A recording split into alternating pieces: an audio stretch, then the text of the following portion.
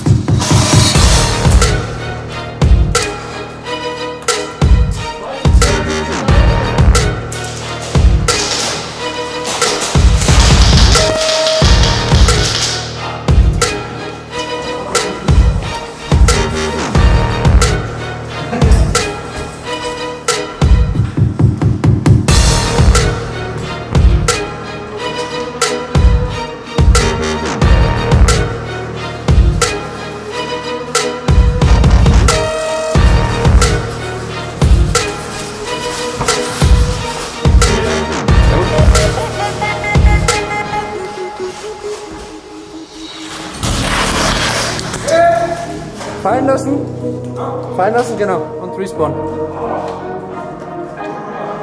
3 Punkte liegen noch.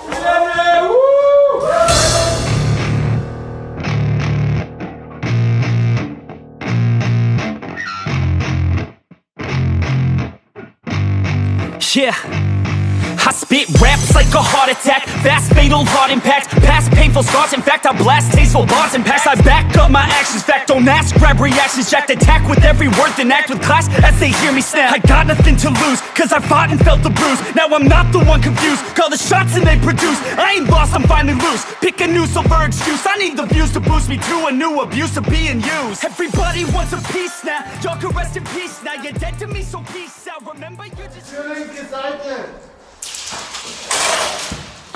Du schießt auf mich? Ja, nicht.